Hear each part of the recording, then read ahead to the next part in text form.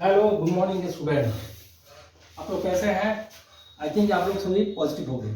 देखिए, आज जो टॉपिक हो रहा है ये बहुत ही इंपॉर्टेंट टॉपिक है। ध्यान दीजिएगा कि 90% स्टूडेंट फेल होते हैं इसी में, ग्रुपिंग ऑफ सेल्स के न्यूमेरिकल बनाने में। मैं आपको एक ट्रिक्स बता रहा हूँ, तो ट्रिक्स अगर आप जान लीजिएगा तो ग्रुपिंग ऑफ सेल्स का न्यूमेरिकल आप आसानी से कर लीजिएगा। ठीक है, तो ये कंसेप्ट ग्रुपिंग ऑफ सेल्स क्या है, बहुत ही इंपॉर्टेंट कंसेप्ट है। ठीक है, तो फिजिक्स में इसका जो ग्रुपिंग सेल्स का जो कंसेप्ट है बहुत ही कंसेप्ट है। अगर कंसेप्ट को आप बढ़िया से पढ़ लेते हैं तो आपका कोई भी न्यूमेरिकल रुकेगा नहीं। तो लेकिन क्या है कंसेप्ट, तो यहाँ पे देखिए सेल्स इन सीरीज, सेल्स को जब हम क्या कहते हैं सीरीज में जोड़ते हैं तो क्या होता है, वोल्टेज हाई होता है, करंट क्या होता है, कम होता है। उसी तरह सेल्स को जब हम पैरेलल में जोड़ते हैं तो उसमें क्या करंट हाई होता है, वोल्टेज क्या होता है, कम होता है। तो ये कंसेप्ट को आपको दिमाग में रखना पड़ेगा और इसी पर आपको न्यूमेरिकल बनाना है। तो चलिए हम लोग स्टार्ट करते हैं बहुत इंपॉर्टेंट टॉपिक के साथ, क्या है ग्रुपिंग ऑफ सेल्स। ठीक है ना, तो देखिए क्या है, सबसे पहले सेल्स इन बैटरी। सेल्स इन क्या है, सेल्स को हमने बैटरी में कनेक्ट किया है। तो मान लीजिए डायग्राम देखिए, B1 है, B2 B3 है, Bn है। तो ये बैटरी है, बैटरी को है ये क्या है सीरीज में जोड़े हैं। तो इसमें क्या है, एक तरह का इक्विवेलेंट रेजिस्टेंस है और ये इंटरनल रेजिस्टेंस है।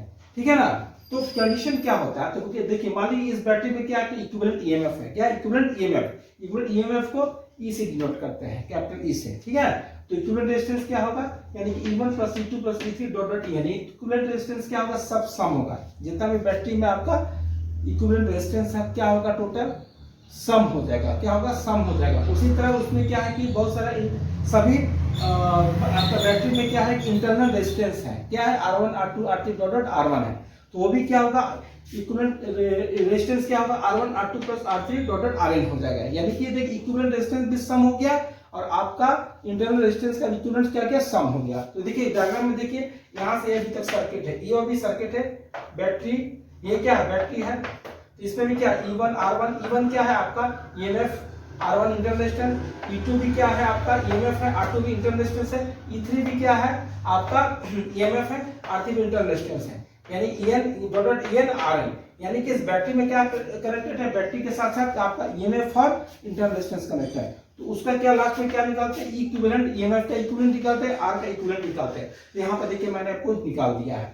ठीक है, तो ये क्या होता है, सम होता है। क्या होता है, सम होता है। तो बोलता है कि अगर cells n cells of the each EMF are arranged in a series, यानी कि जितना नंबर्स ऑफ सेल्स क्या है, अरेंज सीरीज में कनेक्ट है। क्या है, सीरीज में कनेक्ट है। ठीक है, और R भी क्या है, इंटरनल रेजिस्टेंस, वो भी क्या है, प्रत्येक सेल में है।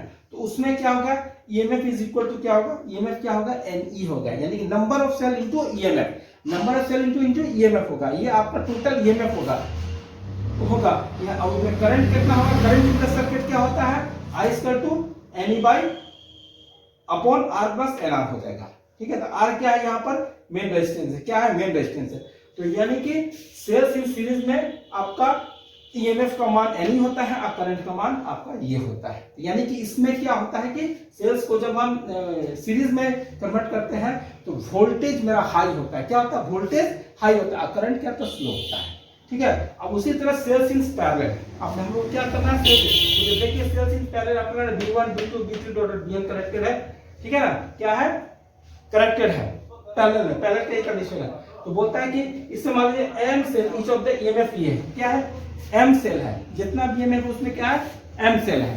ठीक है, और इंटरनल रेजिस्टेंस भी मान लीजिए वही R है, स्मॉल r है, तो भी कनेक्टेड इन ए पैरेलल। क्या है, पैरेलल में कनेक्टेड है। And this connected internal resistance, इसमें भी क्या है कि इंटरनल रेजिस्टेंस कनेक्टेड है।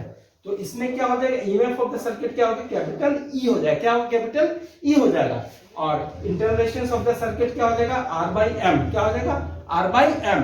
तो उसी में से करंट का जो मान निकालेंगे E, ठीक है, अपॉन R + R/M, यानी E का मान कितना है, EMF का टोटल NE/MR + R। इसको हम सॉल्व कर देते हैं। N क्या, नंबर ऑफ सेल्स है, नंबर सेल्स। तो यहाँ पर देखिए आपका जो मान हुआ करंट का, यहाँ पर दो मान दोनों डिफर है। यानी कि इसमें करेंगे हाई करंट होगा, इसमें क्या होगा, हाई करंट होगा, लो वोल्टेज होगा।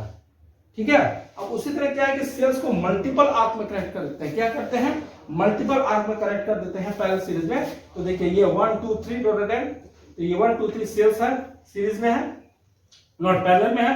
तो बोलता है नंबर्स ऑफ रोज, n हो गया नंबर्स ऑफ रोज, एम हो गया number of cells in the each row, ठीक है।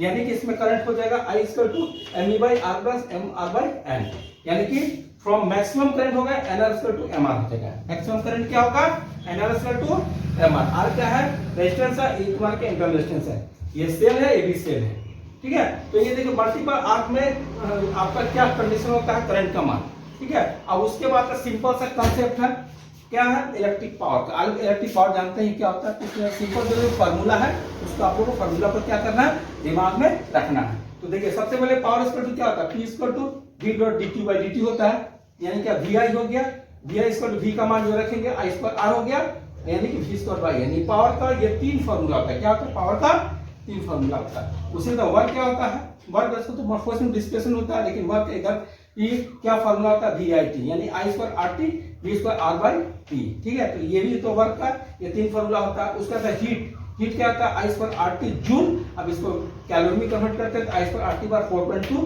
कैलोरी होता है। तो देखिए ये कंसेप्ट हुआ आपका ग्रुपिंग ऑफ सेल्स। तो ग्रुपिंग ऑफ सेल का अगर आपको कंसेप्ट समझ लीजिएगा तो न्यूमेरिकल बनाने में कोई दिक्कत नहीं पड़ेगा। इलेक्ट्रिसिटी में आपका ग्रुपिंग ऑफ सेल्स में आप मास्टर हो जाइएगा, न्यूमेरिकल कोई भी दिक्कत नहीं रहेगा।